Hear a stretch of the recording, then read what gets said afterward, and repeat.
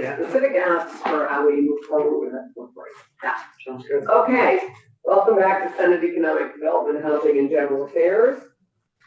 Thomas Jean, we can welcome you back.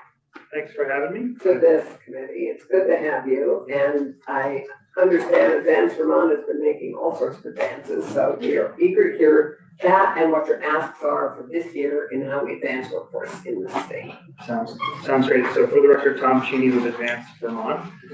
This is my first outing for this legislative session, so glad to have it here.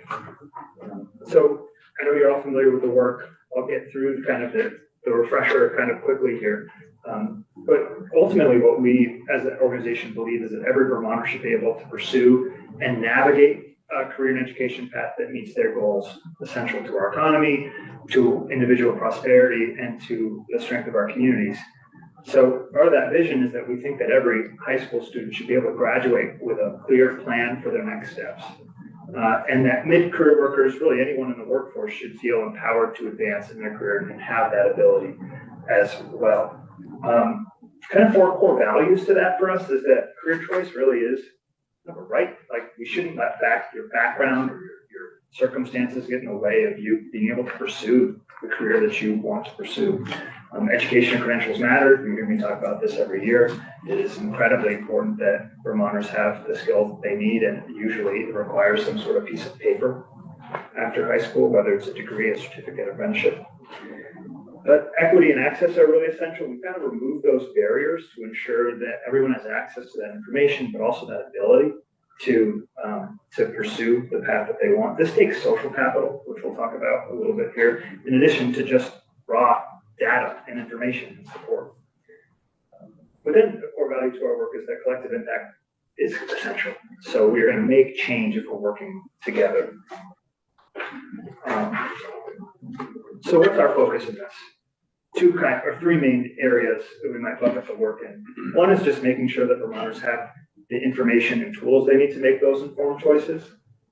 And this is both for the career education seekers, but also those who support them, which is just as important. We have to elevate the importance of all education training options.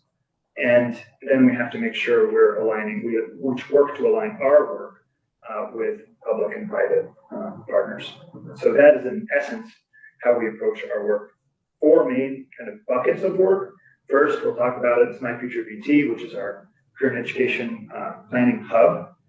The second is this project and this data project that informs My Future VT, which is this effort we call the Vermont Credential Transparency Project, which collects and publishes the education training program information from programs across the state and makes that available for the public, but also policymakers and others when they need that kind of information. And then we have this new program that I'm going to spend a little bit of time talking about in a couple of minutes. And I spent some time last year talking about it too. We made some advances to continue with the pun. But really is around aiming to just increase the number of Vermonters who are graduating with a plan. So this is a youth-specific program and doing a lot of work in schools. And then, finally, we like to spend time here and with our partners in the executive branch to, help you all make choices that are going to help advance these goals that we're talking about. A couple of examples are working with Drake and Sabina at the Office of Workforce Development, and we're continuing to have conversations. We're just talking about getting together and having another conversation around making sure we're supporting them with their charge. There's some overlapping work that we do that aligns with their charge that we want to make sure we're coordinated with and supporting, particularly around creating that inventory, that list of all the education and training programs in the state. And then just yesterday, I was over at Waterbury meeting with or speaking with a whole bunch of educators from across the state and how to better utilize personalized learning plans. This is something that AOE, a convening that AOE pulled together. So those are some of the work that we do there. Any questions about high-level our work or refreshers or anything? Yeah. Who is Advanced Vermont? Yeah. Is it nonprofit? Yeah. Is it just yeah. It's been a year. Yep. So we are a nonprofit organization. We spent our first several years or most of our history with BSAC was our fiscal agent and our backbone. We are now our own 501c3 and stand fully alone in that regard. There's two full-time staff, one part-time staff right now. I think that's it. Funders, the state of Vermont has been generous. We have some federal funding that will expire at the end of this coming federal fiscal year, so September, and then we've had philanthropic support. Yeah. And your budget, just give Our budget it's around $400,000 a year. Yeah, give or take. Relationship. So you have a relationship with Department of Labor. How about AOE? Yeah. So we meet regularly with the Department of Labor and the Agency of Education. And so I'll talk about Graduate with a Plan as an example a little bit later. Maybe I can just skip to that, but we have an advisory committee for that work, and it has people from the Department of Labor, as the Commissioner of the Department of Labor, has 2 people from the Agency of Education, and someone from Higher Ability. So generally when we take on work, those are the 3 agencies we tend to work with, and are pretty consistent in that collaboration. Is that 3 or 4? I can't remember how many. Yeah, because I think your idea of having every person, whenever they leave high school, either at 16 or as a regular graduate, have a plan, and then who follows up with that plan? I mean, that's key to success for young people going into the world, and just critically important, and how we afford that, and how we actually make that happen. I mean, our counselors are not charged with, high school counselors aren't charged with following kids for the first 2 or 3 years after, to make sure that plan is activated. But I think the idea that every young person leaves high school, whenever they do, with a plan, but then somebody they are accountable for and work with somebody to make sure it happens, that is the dream. That's exactly right. You know, we spend so much time with our kids between pre-K all the way up to 12, and then they're out of our public education system and on their own. And so how do we make sure that while we still have them there, as we're preparing them as best we can for whatever those next steps are, not the whole enchilada. You know, we can't expect someone to have everything mapped out, but do they know the next couple steps that they're going to take? A 5-year plan would be helpful. Yeah. And then do they know the supports that they can access thereafter? To your point, can we hand them off to those different players who can help? Because there are a lot of resources going forward. They just need to know about it. Ton of resources. Yeah. Okay, sorry. So I wanted to just introduce this term, career navigation. I think it's pretty straightforward, but interestingly, has not been something that has been a focus from a systems level, either in Vermont or other states. So a lot of times we think about post-high school and post-high school education in particular, we're thinking about making sure that our public universities and colleges are secure, right? So we spend a lot of time, legislators spend a lot of time doing that since COVID around the state colleges. Spend a lot of time thinking about how can people access that education. Okay, we're going to make sure that there's strong financial aid. The legislature's done a tremendous amount there. And Vermont is not unique to this, where we haven't focused as much is thinking about a really robust career navigation system. So what does that mean? It means that if you're youth or adults, you're able to acquire the knowledge that you need to understand what your skills and strengths are, to understand how that might map to your career options that are available, to then start doing some of that planning to make those informed plans.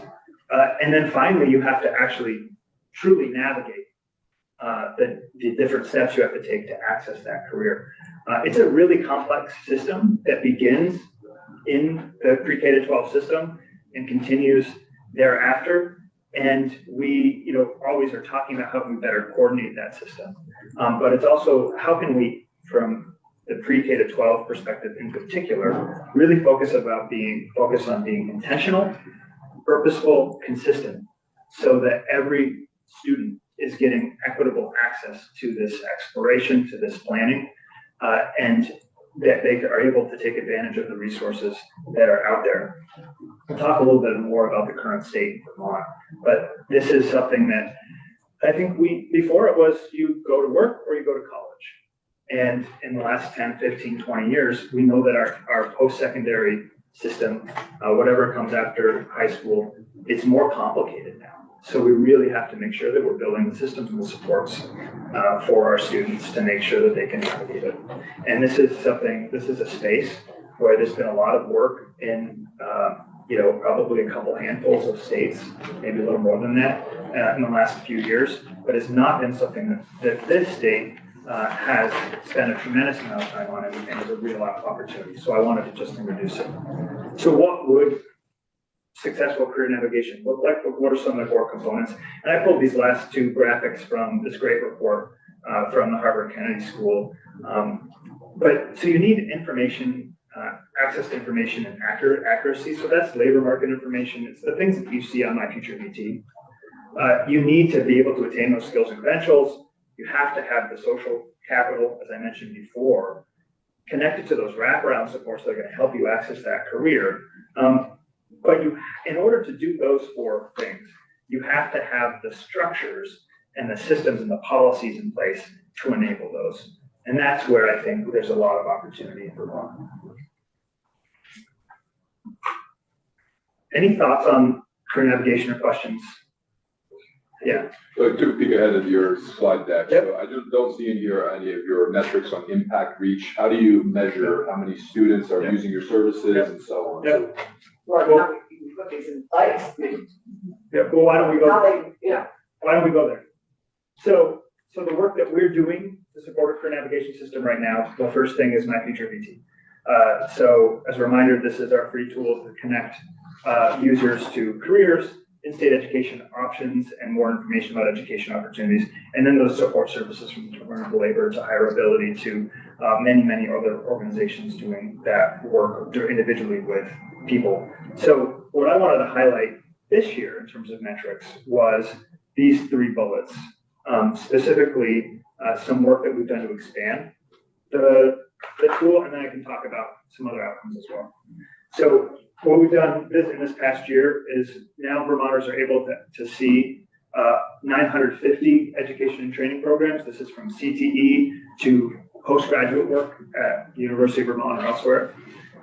So what we do is we work with those individual education providers, make sure we have their information appropriate and are correct, and then we publish it to the site and people can compare apples to apples, what the different education options are. As I noted before, there is no other place in the state where you can get this information. You're on your own going from the University of Vermont to ETSU or wherever it is and learning their websites to navigate what their programs are, unless you come to My Future. and here it's just a one-stop shop. It gives you what the resources are, what you need to do to accomplish that, Yeah.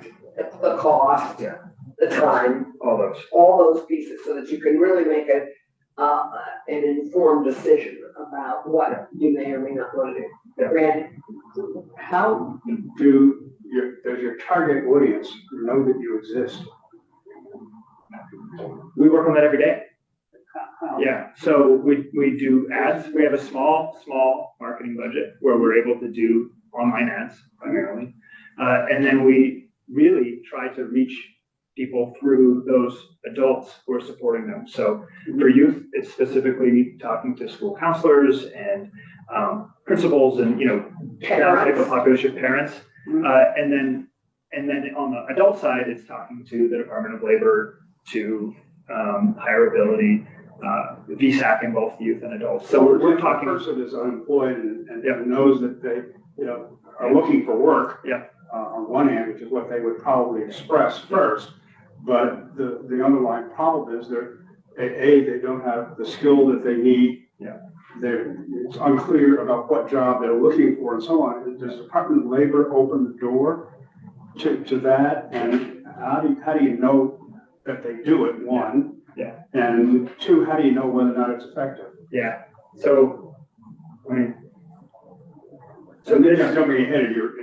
Oh, this is great. And so I'll start with the first question is how do they know? And then I'll get to the effective part. So this is an example. I just picked two. We looked yesterday at what our referrals were. So in other words, who is pointing to our website? So we were able to see, you can't see everything, but you get a sense of it. And what you could see is that the Department of Labor was pointing to our site in this ad that they were using, or posting, this event posting, I think is what, there's a little more to that screenshot than I was able to put on the page. And So the Department of Labor was going to where were they going? The South Burlington Public Library. And so they went to the South Burlington Public Library, had from 1 to 3 on whatever day this was, it's monthly, on the second Friday, where they talk about, they're there for people who are seeking their next step in their career, and they specifically say, we use My Future PT. So that is one example of how people are using it. How do we know it's effective? So, and I didn't put these slides in this year, but I did last year. I just didn't want to get too redundant, but 2 years ago, we did a very comprehensive study on the impact of My Future PT. And so we went out to people who are using the site, youth and adults, and those who support them, and said, how's it going? And when you put any question to them, it was 9 out of 10 said, good. So does this have the information that I need, or that the people I work with need? 9 out of 10, yes. Does it have a good look and feel? Is it easy to navigate? Yes. And then most importantly to us was, is it leading to an outcome? So they're self-reporting and saying, yeah, I applied for a job, I applied for an education program, or it helped me move forward in my planning process, and then kind of everything in between. And so it truly was 9 out of 10. Pretty much every question you put to them said this thing is working. So that's a core metric for us as well. How many people? What's your reach? How many people are using the site? Yeah. Well, I will tell you, we were trying to pinpoint this yesterday from last year, and we have had, and we're not unique in Vermont, or not just in Vermont, but with site websites. There's a tremendous influx of bots, AI bots using sites. So I will tell you, it is trickier to give you like an exact number. But what we are seeing is more engagement when people are on the site.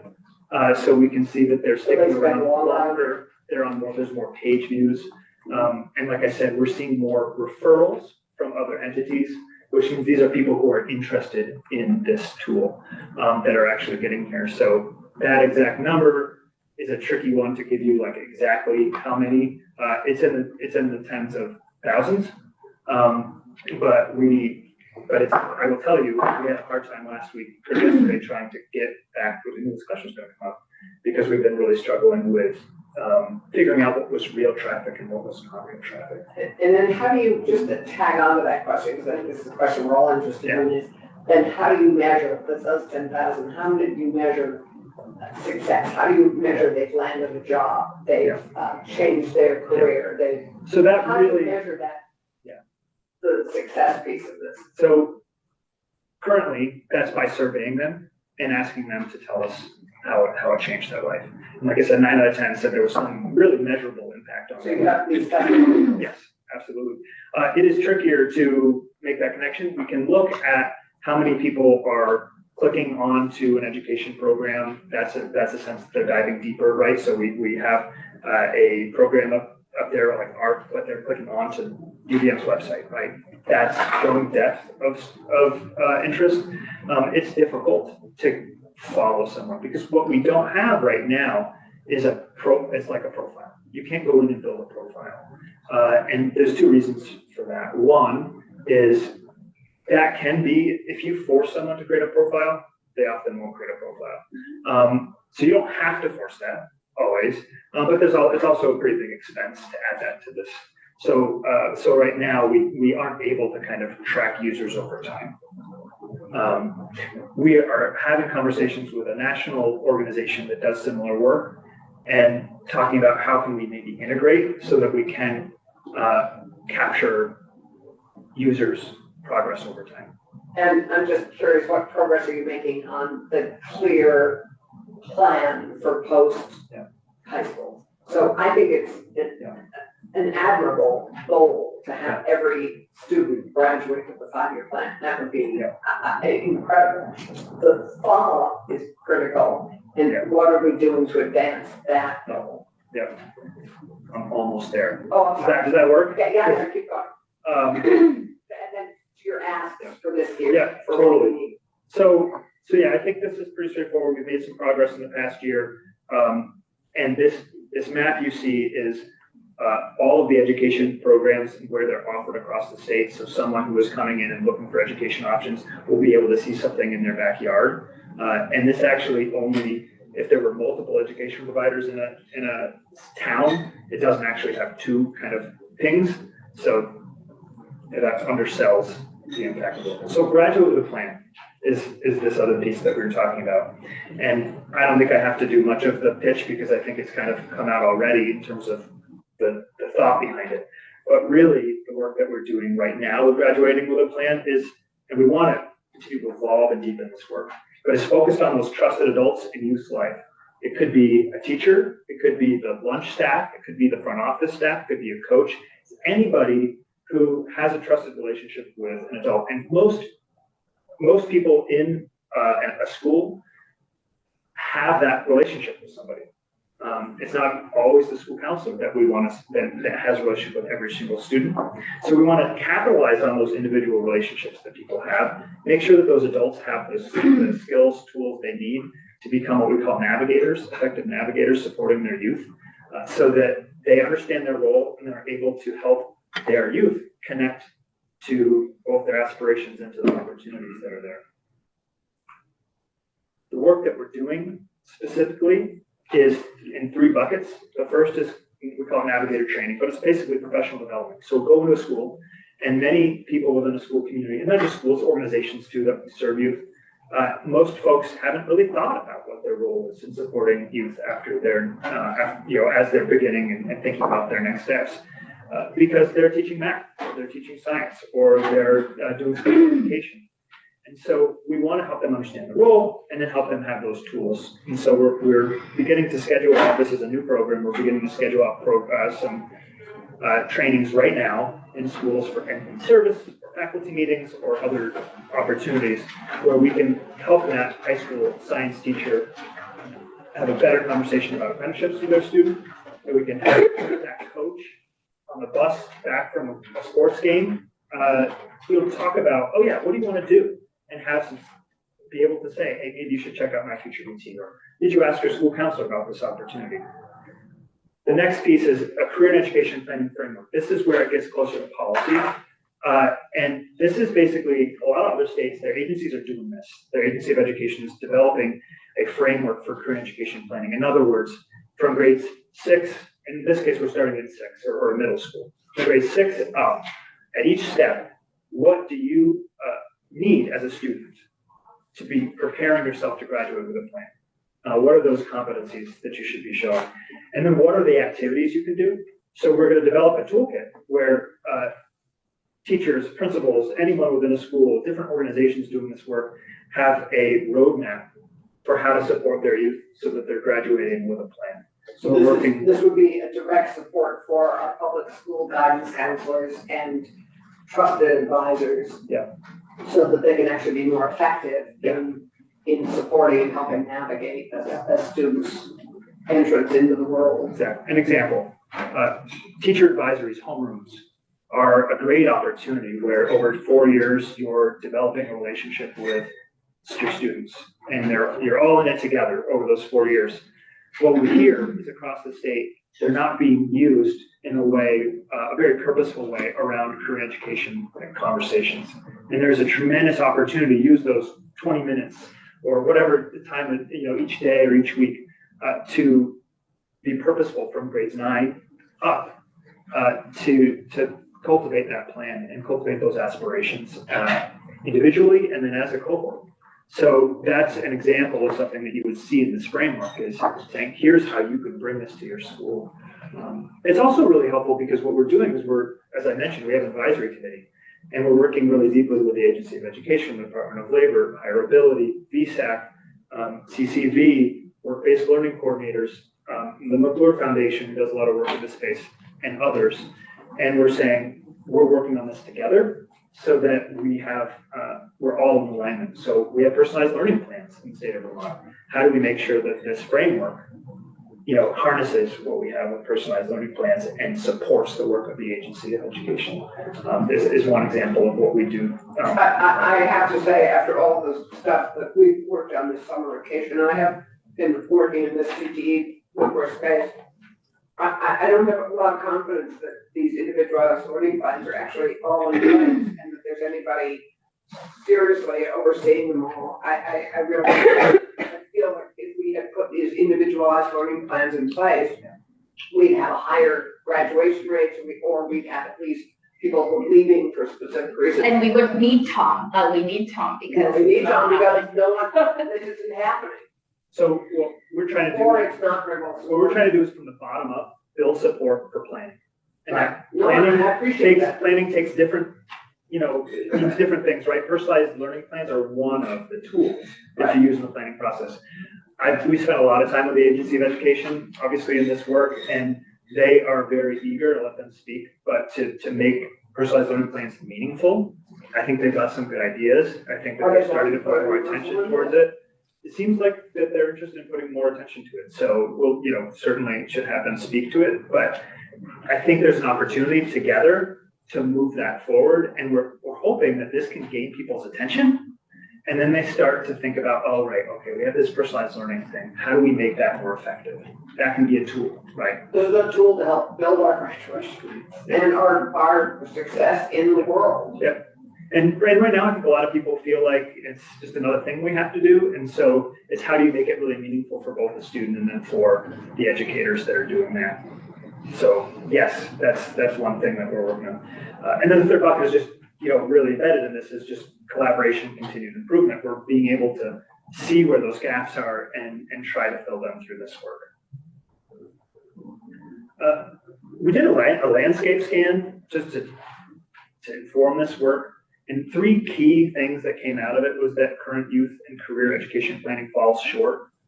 3 out of 4 people, whether it was youth themselves, the adults that support them, and their parents, said 3 out of 4 said, it's okay or less.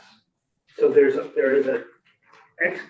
a lack of hitting it right now. There's a lot more we can do in our K-12 system. It's not, so, but people see it, right? So they're telling this to us as well. Future planning isn't sufficiently integrated, so we just are not doing it in a coordinated fashion. You have one school that might say, it's good enough that my students go to a career fair, and that's their only thing in the 10th grade, or whatever, and maybe there's some other stuff, but that's it has to be really purposeful and integrated and comprehensive.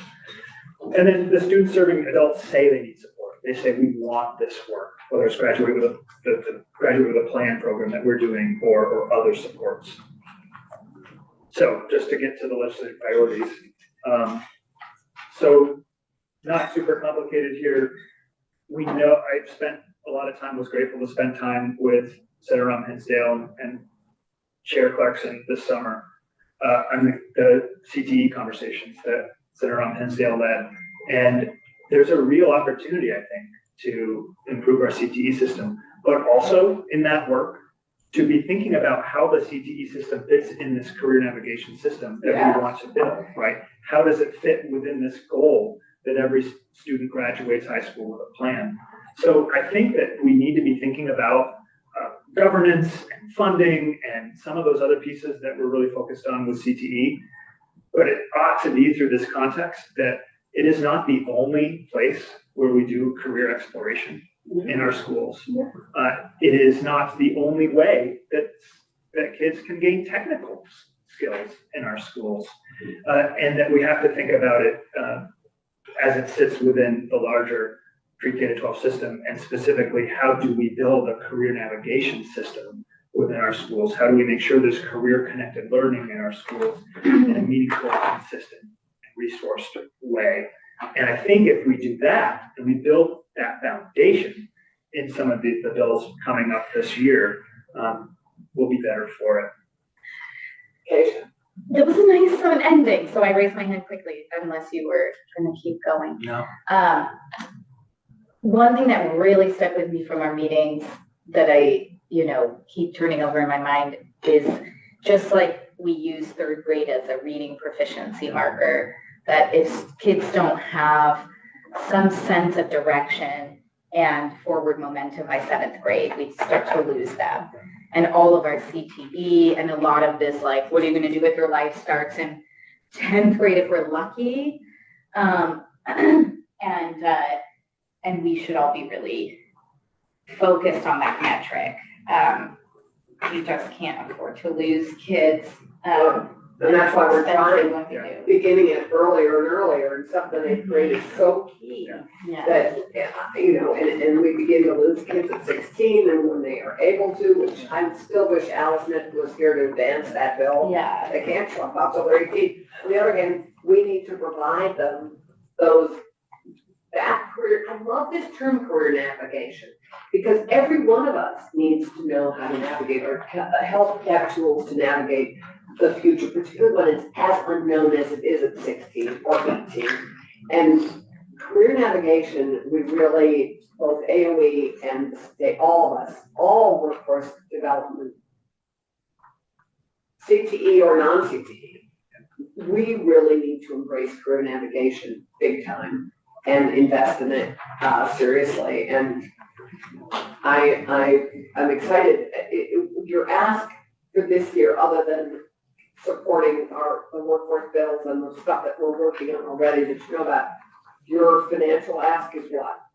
Yeah, so this year, Because this is a new one. Secure continued state support for advanced Vermont's work. Okay, what does that mean? so in the past 4 out of 5 years, we've come and asked for support and received it. There was one year we were okay, we didn't ask for that support.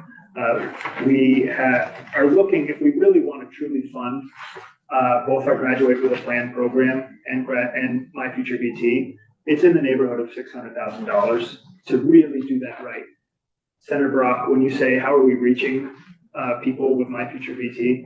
I tell you, I went to that AOE conversation yesterday with the personalized learning plans, and not, some people knew of us, and if they're school counselor, they're likely to know, but not as many as I'd like. Yeah. So we just don't have the resources to get out there to the degree we'd like to. I think we've been as successful as we can with the limited funds we have, but a lot of this is about awareness. We have to make sure that students and those who support them are aware of the tools that are out there and aware of how to support their students, and it just takes on the ground people having those conversations.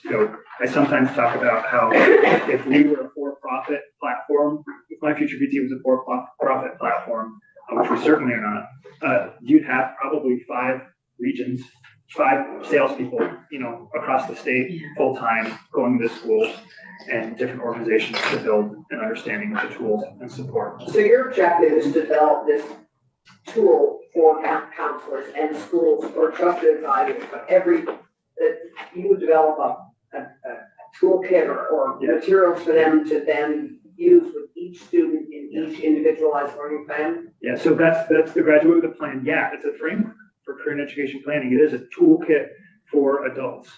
And so how committed is AOE to actually rolling that out and supporting you in that? They've been really supportive so far. I had a conversation with Secretary Saunders in the fall. We have Erin Davis, the new Chief Academic Officer, is going to join our group.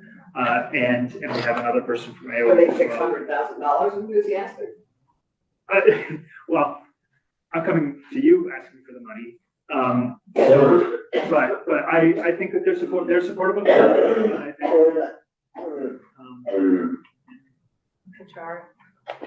Boy, is that your official ask, $600,000 from the state of Vermont this year? This is where we are right now.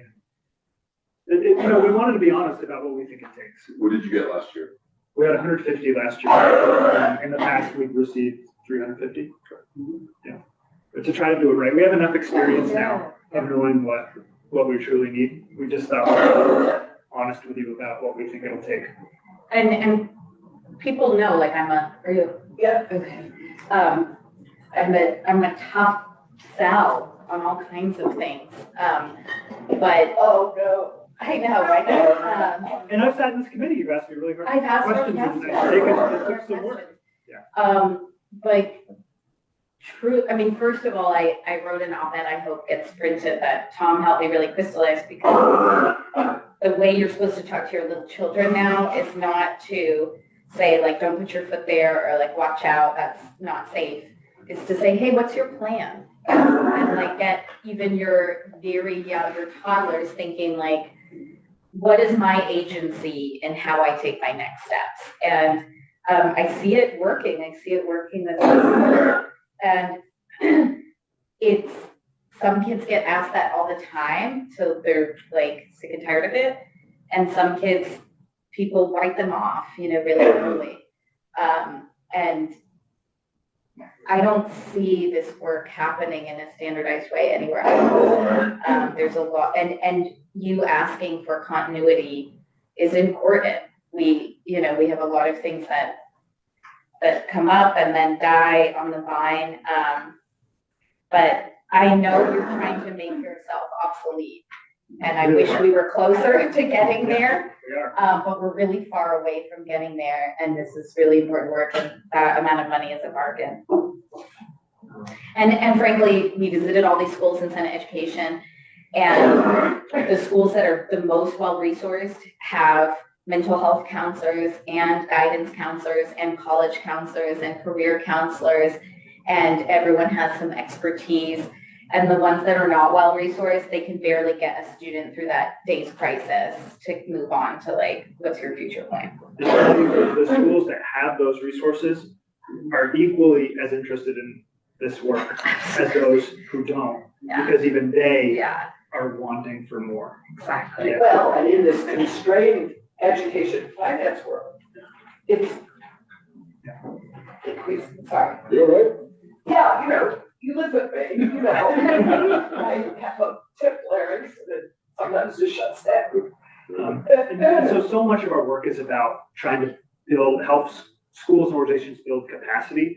And so to some degree, us going in and supporting schools in this work around graduate with a plan is one less thing they have to do on their own. And maybe one less cost that they have to bear. To be brutally honest, that's a big ask and a huge increase for this year. And for me to personally, really support it, I'd love more specifics on how many people you're reaching, how many kids are taking advantage of these services. If you go from $150,000 to $600,000 this year is a heavy lift.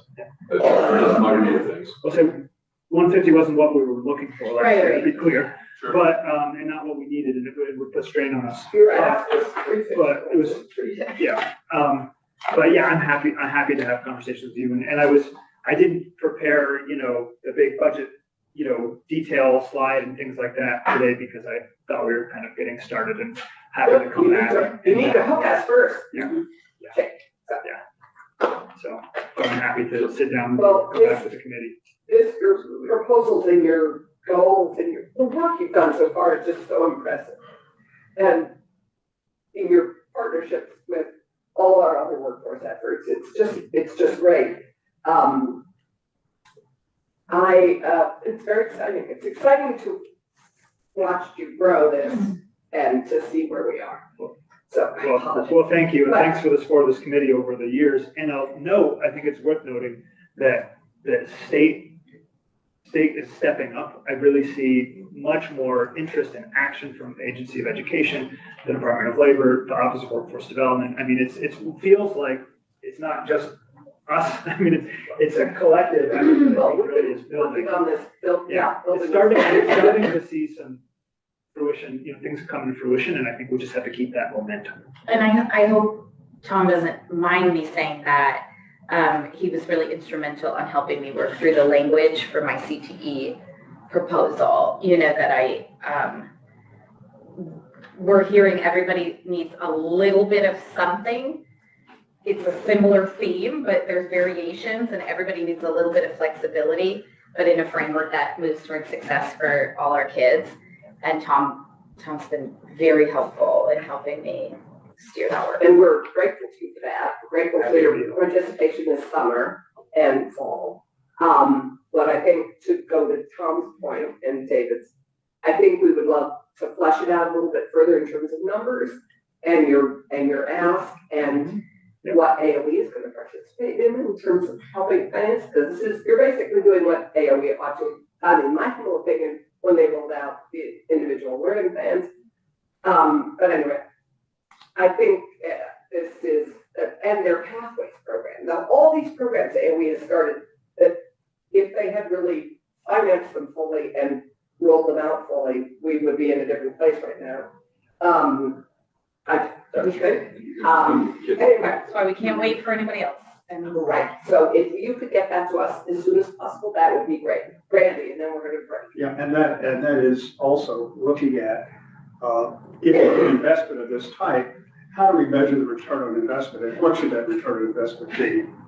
Because if it's helping 10 kids, that's a pretty expensive ask. But if you can show that hundreds and hundreds or thousands of Vermonters. Basically, you gotta show what the result is, or Yeah. anticipate a result, so that we can come back and measure, did we get that? And so, Those what's the 10 next investment? Yeah, just, the 10,000 kits on advanced BT or My Future BT is very exciting. But I think all of us want to know, what does that translate into? And that's hard to capture, as you said. Yeah, I'm happy to come back and go through the evaluation that we did, and let you see the numbers in terms of what people are, responding to and the impact that they felt it's had. I will also try to find some stories, to show you as well. Right, that would be So true. one of the acid tests would be take half the state and put it on your program, and the other half not, see how they measure up in the difference. That would be, and Yeah, I realize that's Right. very theoretical. yeah, And not probably something that you. that might take more than $600,000, but that's But okay. it would, yeah, it would tell you Yeah. with a lot more certainty whether or not you were or were not successful. Great. Yeah. Thank you very much. Thank you so We're gonna much. go, we're gonna